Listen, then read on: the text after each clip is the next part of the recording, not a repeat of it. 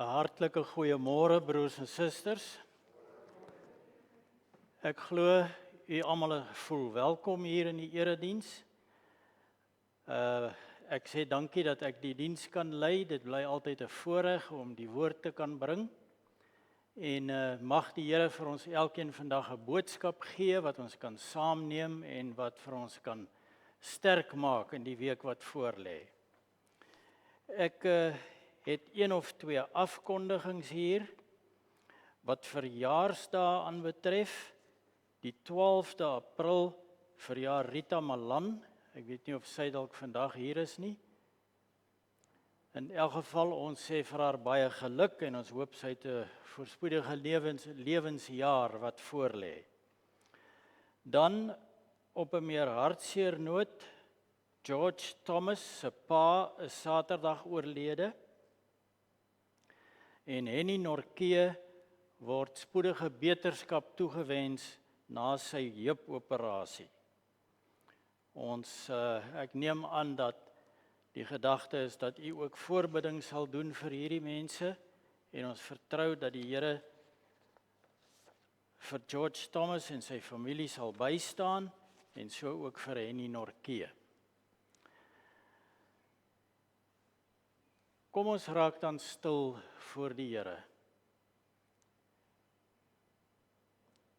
Die wat op die Here vertrou, is so Sions berg wat nie wankel nie en altyd vas bly staan. Gemeente, die genade, barmhartigheid en vrede wat van God die Vader kom en van Jesus Christus, die Seun van die Vader, sal by ons wees, ons wat in die liefde en die waarheid is. Amen. Ons gaan vanoggend 2 lofliedere sing.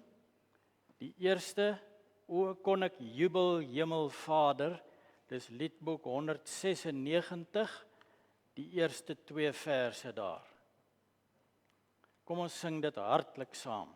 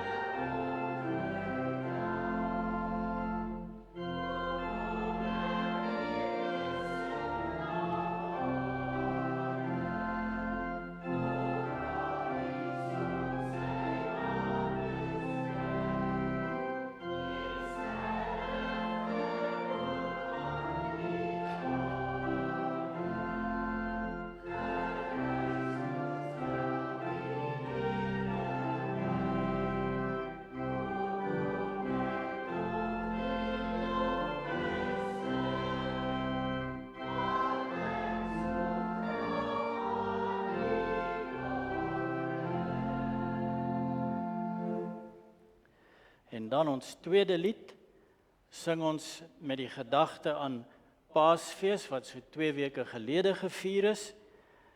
Nommer 421, die Here Jesus lewe. Ons sing daarvan verse 1 en 3.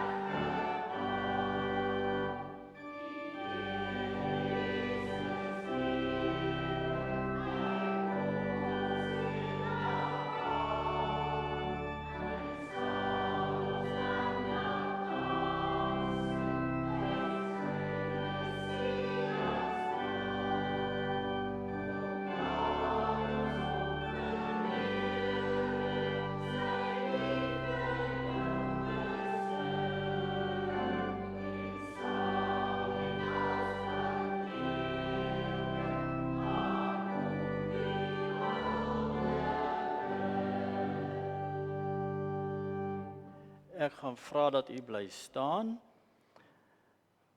Ons gaan saam ons geloof bely en ek vra dan dat u saam met my hardop die volgende woorde bely. Dit is ons ongetwyfelde Christelike geloof.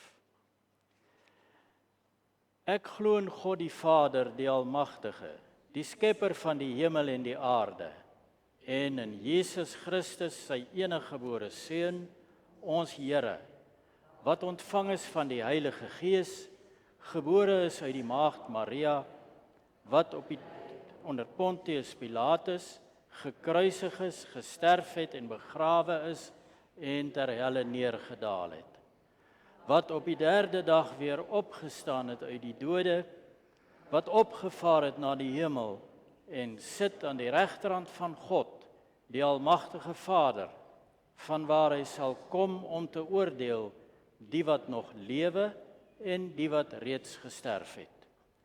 Ek glo in die Heilige Gees. Ek glo aan 'n heilige algemene Christelike kerk, die gemeenskap van die heiliges, die vergifnis van sondes, die opstanding van die vlees en 'n ewige lewe. Amen. U kan maar sit.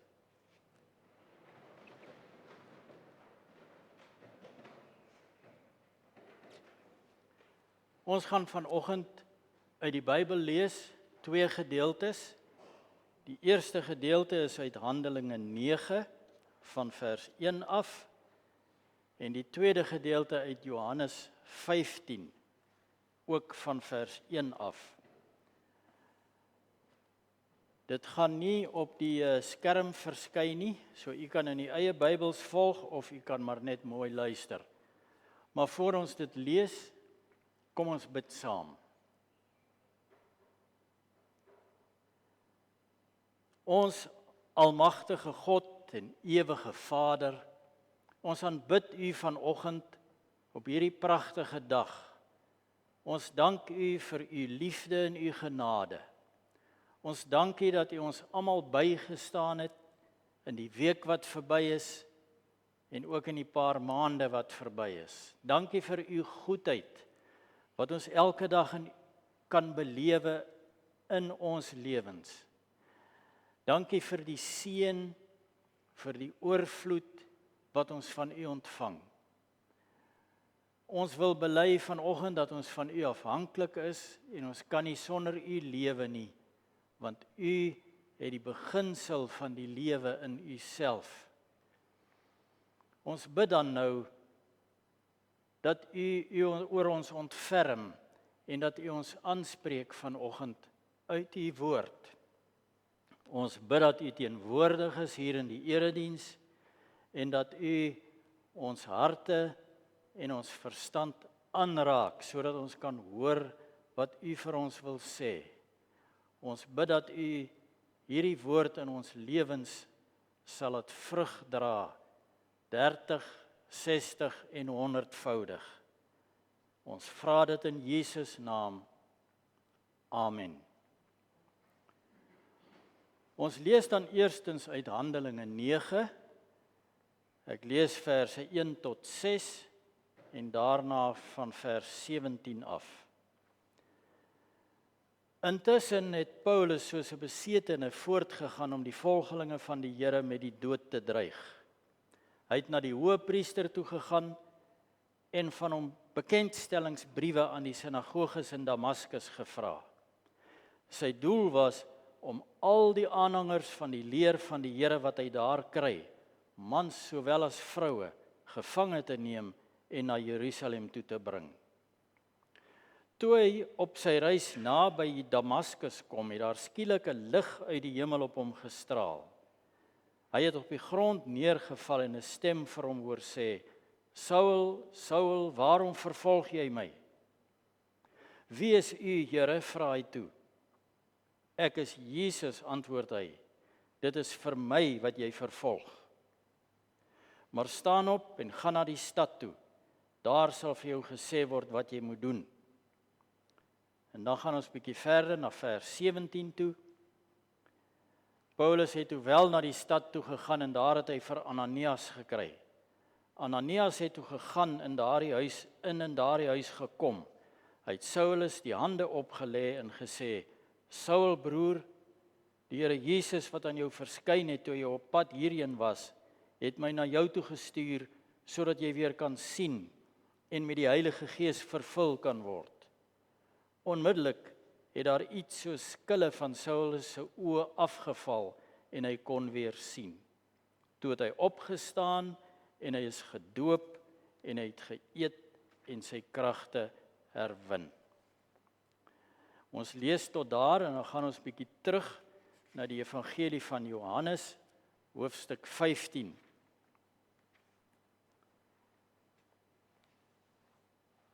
Ons lees eers verse 1 tot 4. Dit is Jesus wat hier aan die woord is. Hy sê vir sy disippels: Ek is die ware wingerdstok en my Vader is die boer. Elke loot aan my wat nie vrugte dra nie, sny hy af.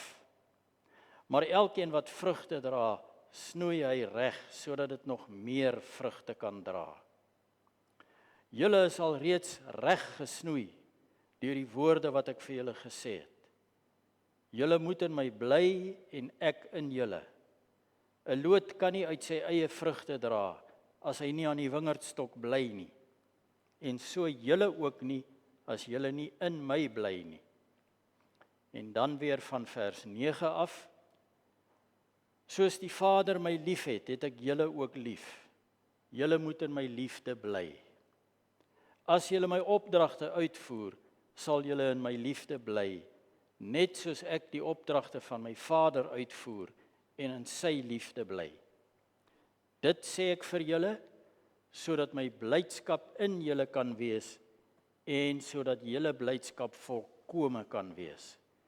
Dit is my opdrag. Julle moet mekaar lief hê soos ek julle liefhet. Niemand het groter liefde as dit nie, dat hy sy lewe vir sy vriende aflê. Julle is my vriende as julle doen wat ek julle beveel. Ek noem julle nie meer ondergeskiktes nie, want 'n ondergeskikte weet nie wat sy baas doen nie. Nee, ek noem julle vriende, omdat ek alles wat ek van my Vader gehoor het aan julle bekend gemaak het. Julle het my nie uitgekies nie, maar ek het julle uitgekies en julle aangestel om uit te gaan en vrugte te dra, vrugte wat sal hou. So sal die Vader aan julle gee wat julle ook al in my naam vra. Dit beveel ek julle. Julle moet mekaar lief hê. Ons kan sien dat die liefde hier 'n baie belangrike rol speel.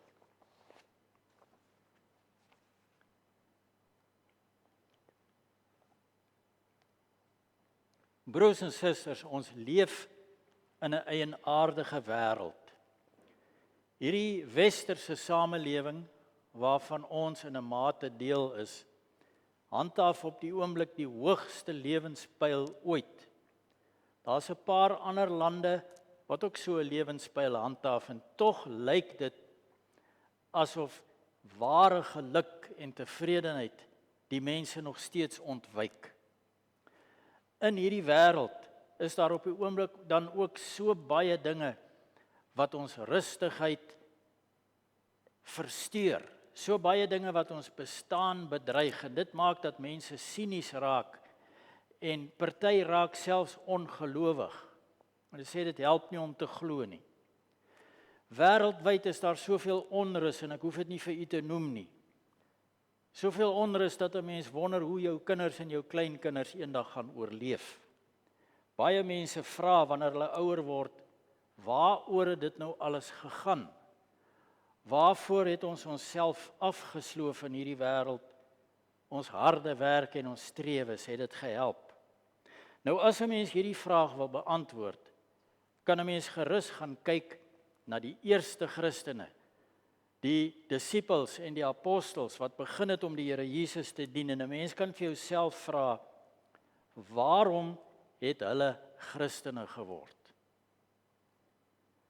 Die Christelike geloof was nuut in daardie tyd. Die mense het dit nie geken nie. En hoekom sou 'n mens nou alles wat vir jou bekend was, los om hierdie nuwe geloof aan te hang? Hoekom sal jy wegbeweeg, sê nou maar soos Paulus van die Joodse geloof af en ander mense van hulle heidense geloof en hierdie nuwe geloof aanhang? Hoekom het mense Christene geword in die Nuwe Testament? Kom ons dink 'n bietjie aan een van die bekendste figure in die Nuwe Testament. Dis natuurlik die apostel Paulus. Hy was 'n man wat wel baie sterk standpunte oor dinge gehad het. Hy was 'n hooggeleerde man, 'n fariseer met 'n wonderlike toekoms voor hom. Hy was een van die slimste en hy sou dalk eendag hoëpriester kon word. Hy sou nie gesê dat die lewe is sinneloos nie. Hy het geleef vir sy volk en vir sy God. Maar een ding het sy lewe totaal en al verander. En dit was 'n ontmoeting met die Here Jesus. Daar in Handelinge 9 lees ons hoe dat hy die Christene vervolg het, omdat hy ernstig geglo dat hulle op die verkeerde pad is. Hy het vasgeglo dat hulle besig is om die Joodse geloof te verdraai. En daarom het hy gedink dit is sy goddelike plig om hulle te agtervolg en hulle te vang en selfs dood te maak. Maar toe loop hy hom in die Here Jesus vas. Jesus keer hom voor. Hy verskyn aan Paulus daar op die pad na Damaskus en hy vra vir hom: Saul, Saul, waarom vervolg jy my? Ek dink Paulus het hom boeglam geskrik op daardie stadium. Dit het hy nie verwag nie. Maar in plaas daarvan dat die Here Jesus vir Paulus van die aarde af wegvee, omdat hy sy volgelinge vervolg het, gee hy vir Paulus genade. Hy sê vir hom: gaan na die stad toe, wag daar totdat jy verdere instruksies kry. Broers en susters, hierdie een ontmoeting van Paulus met die Here Jesus het sy hele lewe radikaal verander. Ja, hy sou later weer die Here Jesus ontmoet op verskillende maniere, maar hierdie baie besondere ontmoeting wat die Here Jesus aan hom verskyn, dit het al die verskil gemaak. Paulus het sommer gou begin om van Jesus te vertel. Ons kan aanvaar dat hy van daardie dag af geglo het dat Jesus die Here is, die een vir wie hy moet volg en wat hy moet aanbid. Later lees ons dat Paulus hom vir 'n tyd lank 'n bietjie teruggetrek het en net 'n bietjie nagedink het oor al die implikasies van wat met hom gebeur het en van Jesus wat hom ontmoet het. So het hom vir 'n ruk lank teruggetrek, maar hy kon nie lank stil bly nie. Toe het hy begin om oralster die evangelie te verkondig. En met die tyd het Paulus geleer dat Jesus die enigste een is deur wie 'n mens gered kan word. Hy het geleer dat Jesus se lewe deur liefde gekenmerk word en nie deur die nakoming van reëls en wette en regulasies nie. Dit is hoe dit in die Joodse godsdiens van daardie tyd was. Wette en reëls was alles. Paulus het ook agtergekom dat die volgelinge van Jesus gekenmerk word deur nederigheid en ook deur liefde. Hy het gesien, hierdie Christene probeer nie om voor te gee dat hulle beter is as ander mense nie. Hy het by hulle geleer van omgee en broederliefde en ook selfs van lyding. Maar Paulus het in dit alles besef dat die ontmoeting met die Here Jesus die beste ding is wat ooit met hom gebeur het. Tot so 'n mate dat hy later vir die Filippense geskryf het. En hy sê daar, al die goeie dinge wat in sy lewe was, in sy ou lewe, beskou hy as waardeloos ter wille van Christus. Want, sê hy, Filippense 3 vers 8, om Christus Jesus my Here te ken, oortref alles in waarde. Hoor jy dit, broer en suster, hierdie man wat so baie gehad het om voor te leef, hierdie man wat soveel prestasies gehad het, dinge waarop hy kon trots wees as 'n Jood, hy sê, niks het vir hom soveel betekenis, soveel waarde as om Jesus te ken nie. Hy gaan verder in Filippense 3 vers 10 sê hy, al wat ek wens is om Christus te ken. Paulus het iets baie kosbaars by Jesus gevind. En dit het hom aangedryf. Hy het in 'n persoonlike verhouding met die Here Jesus gestaan. Dit het hom daartoe gelei dat hy die evangelie verkondig het oor die hele wêreld. En ek glo dat buiten die feit dat Jesus hom gered het, was dit die liefde van die Here wat hom so aangegryp het. Dit het Paulus so beïndruk dat dit sy hele lewe verander het. Nou gemeente, daar was natuurlik ander apostels en disippels, eintlik eers disippels wat toe apostels geword het, wat ook die Here Jesus ontmoet het.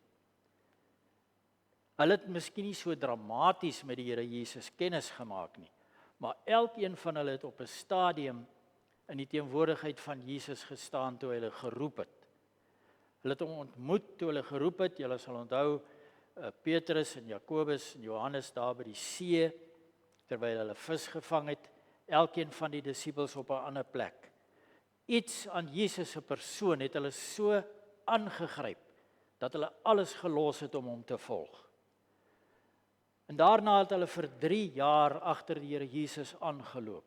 Hulle het al meer in 'n persoonlike verhouding met hom begin leef. Hulle het agtergekom, hy doen wonders.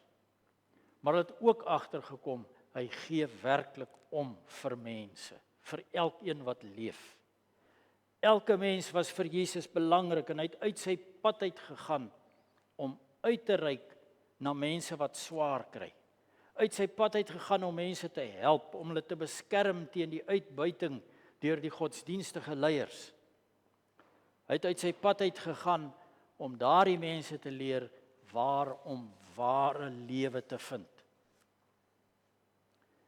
Die goeie nuus vir ons vandag is dat ons ook in so 'n persoonlike verhouding met die Here Jesus kan staan. En dit is inderdaad goeie nuus. Nou ek weet die meeste van u het dit al gehoor en ek glo regtig dat die meeste van u ook in so 'n persoonlike verhouding met die Here Jesus staan. Jesus is die merkwaardigste persoon wat ooit geleef het. Sy invloed op die wêreldgeskiedenis is onberekenbaar. Maar meer as dit, hy is nie net 'n besondere persoon nie, hy is die seun van God. Hy het ons buitengewoon baie lief. Eintlik is dit 'n verbuisterende ding om so te dink. Wat 'n voorreg, wat 'n onbeskryflike voorreg om met so iemand in 'n verhouding te kan staan. 'n Persoonlike verhouding met die Here Jesus beteken dat ons op 'n persoonlike vlak met hom kan praat en hy met ons. Ons kan persoonlike dinge met hom deel. Ons kan ons diepste behoeftes en verlangens met hom gaan bespreek. Ons kan op 'n intieme manier met hom praat. Hy is ons Here. Hy is die een voor wie ons buig. Maar hy is ook vir ons 'n vertroueling en 'n vriend en 'n raadgewer. Hy is ons vriend, soos wat hier in Johannes 15 staan. Hy loop elke tree van die pad saam met ons. Hy raak ons lewens aan. En hy help ons om heeltemal anders na die wêreld te kyk. In hom is daar lewe en in hom is daar hoop in hierdie donker wêreld. So dis die eerste ding wat die lewe die moeite werd maak. Dis die eerste ding waarom mense sal aanhou, is omdat ons in 'n persoonlike verhouding met Jesus staan. Die tweede ding dan, wanneer ons in 'n verhouding met hom staan, soos wat hier op die skerm staan, in sy liefde is ons veilig. Dis die tweede ding. Aan die begin het ek gesê, ons leef in 'n eienaardige wêreld. Dis eintlik 'n deurmekaar wêreld, 'n donker wêreld. Baie mense, as hulle na die wêreld kyk, sê ag nee, wat daar's nie meer hoop nie. Maar broers en susters, en dit is 'n belangrike maar, wanneer 'n mens in hierdie wêreld 'n vaste ankerpunt kry, dan sien jy kans om voort te gaan in hierdie wêreld. As jy iemand het waaraan jy kan vashou, dan kry jy hoop. Saam met die verlossing wat Jesus gebring het, het hy vir ons hoop gebring. Hy het vir ons 'n uitsig gebring, 'n toekoms. Op 'n dag het Jesus daar gestaan en toe kyk hy die mense so. En ek dink, dit was weer 'n geleentheid waar hy hulle so innig jammer gekry het. Kyk hy hulle so en hy sê daar in Matteus 11, kom na my toe, elkeen wat moeg en oorlaai is, en ek sal julle rus gee. Neem my juk op julle en leer van my, want ek is sagmoedig en nederig van hart, en julle sal rus kry vir julle gemoed. En hy voeg daarby, my juk is sag en my las is lig.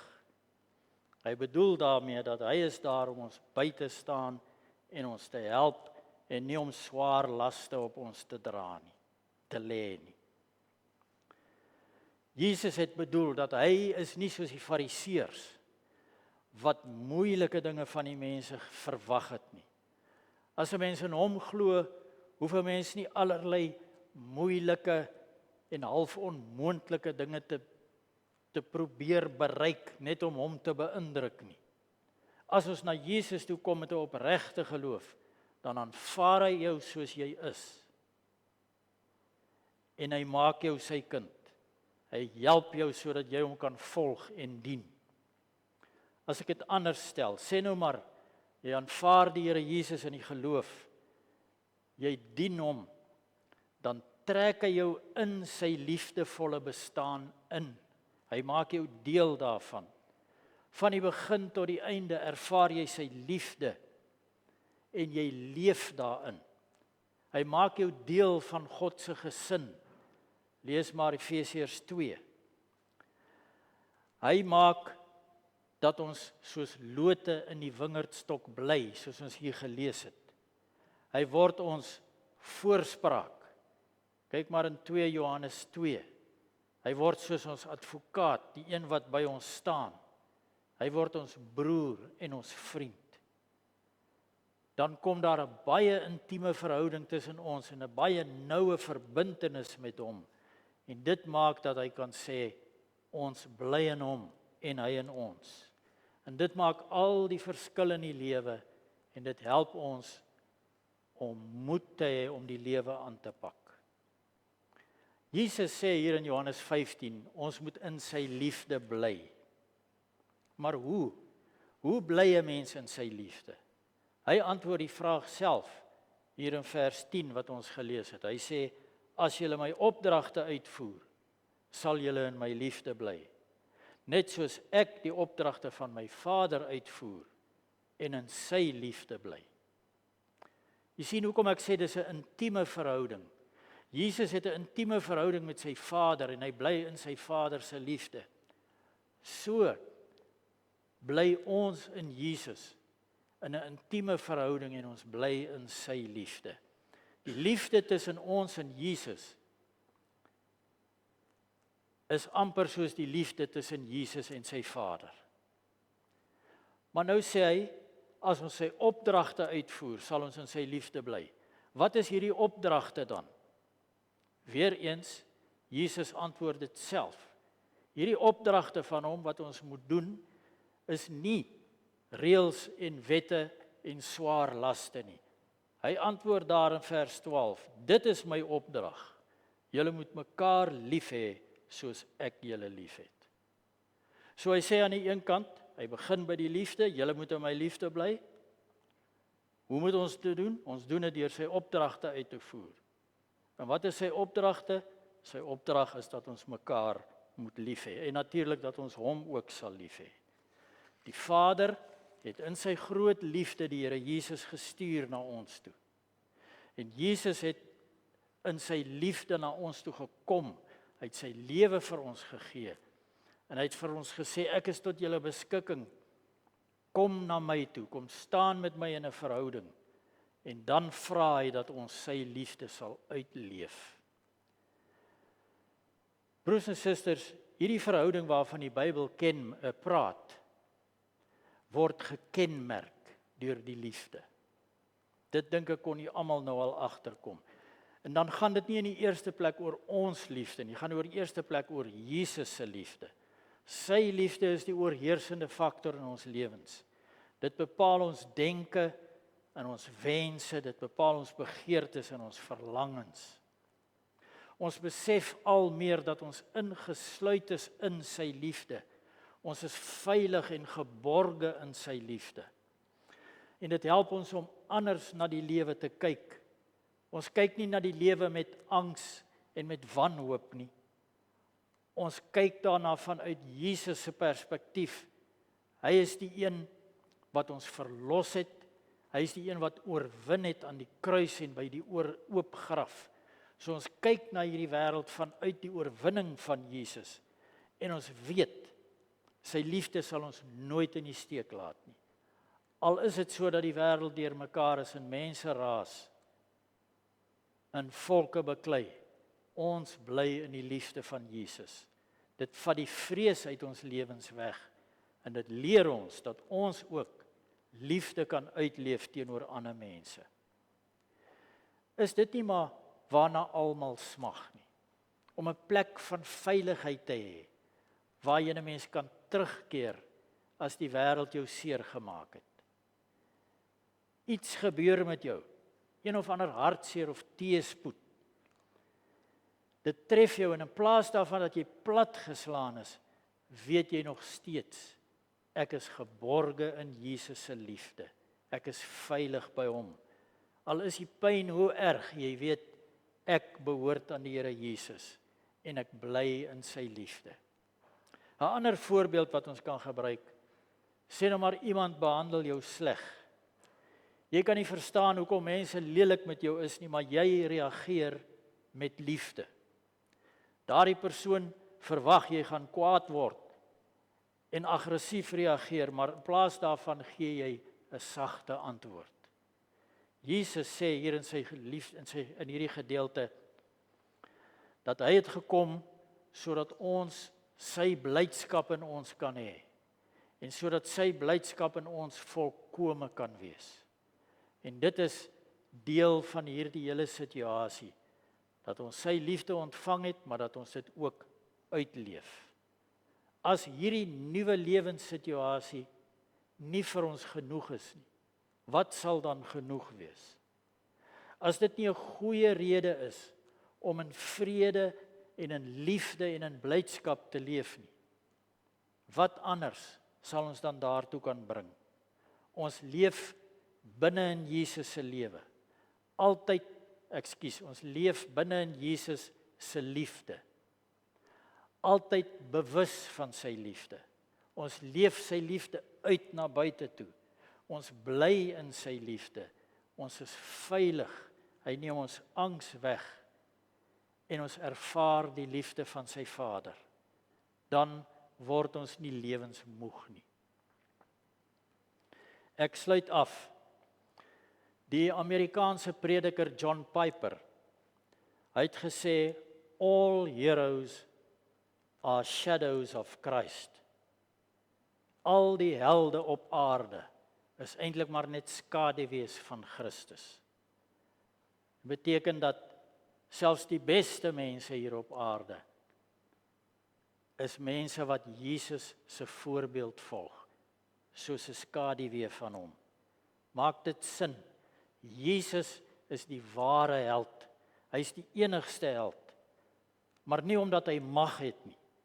Nie omdat hy mense kan rondchant en doen net soos wat hy wil en sy mag misbruik nie. Hy is 'n held omdat hy liefde het, omdat die liefde in hom 'n hoogtepunt bereik het. En hy wil dat sy liefde deur ons na ander mense toe gaan.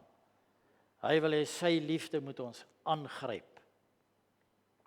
Het sy liefde jou al aangegryp? Amen. Kom ons bid saam. Vader in die hemel, baie dankie vir u liefde. Dankie dat ons kan glo, dat ons in u liefde bly en dat ons geborge is in u nabyheid en in die feit dat u vir ons omgee, en die feit dat u u lewe vir ons gegee het. Ons kan maar net vandag sê baie, baie dankie daarvoor, want ons verdien dit nie. Maar dan vra ons U dat U ons help om U liefde uit te leef.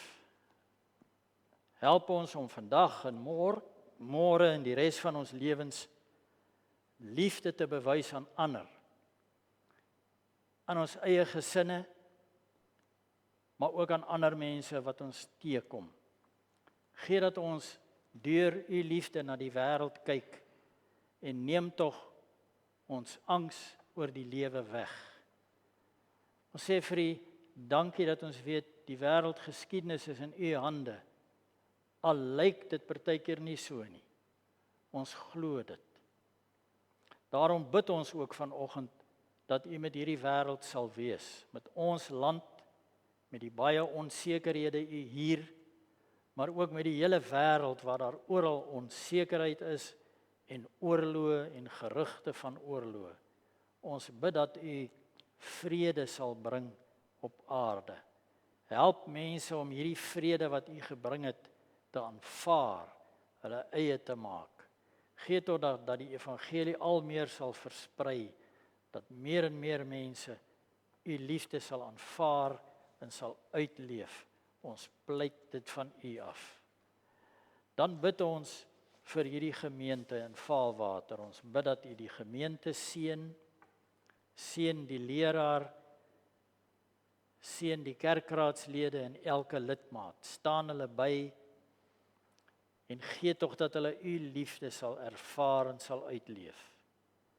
Ons bid vir George Thomas en sy familie, wie se pa oorlede is, staan hulle by en gee vir hulle U vertroosting. Ons bid vir Henny Norkee wat 'n heupoperasie gehad het, gee dat hy mooi sal herstel en dat hy binnekort weer op die been sal wees. Ons bid dat U die hele omgewing hier seën. Gee tog dat hier vrede en liefde onder mekaar heers. Ons bid al hierdie dinge in Jesus naam. Amen. Ons het nou geleentheid om die kollekte te laat opneem.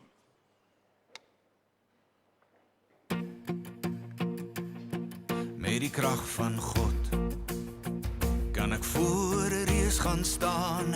Met die krag van God kan ek langs 'n leeu gaan slaap. Met die krag van God sal ek met my vyand praat. Ek is sterk met die krag van God.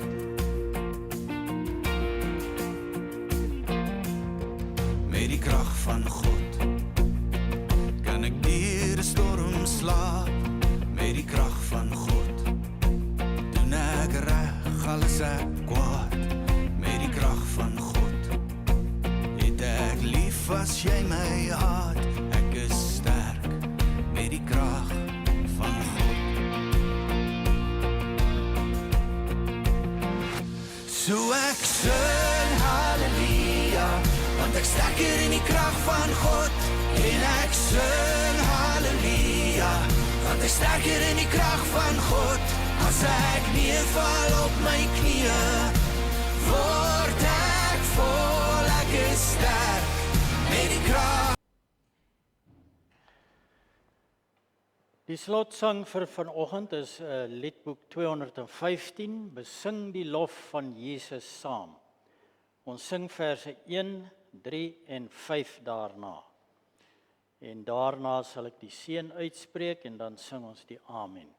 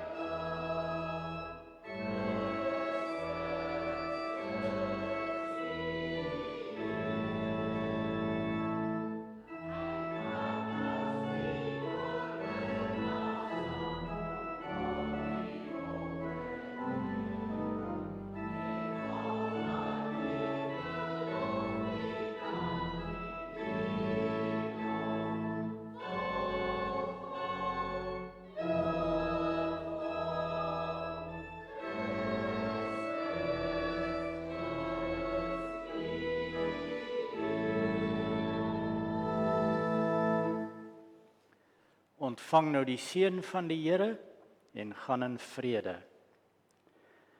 Gemeente, die Here Jesus sal al sy genade royaal oor julle uitstort.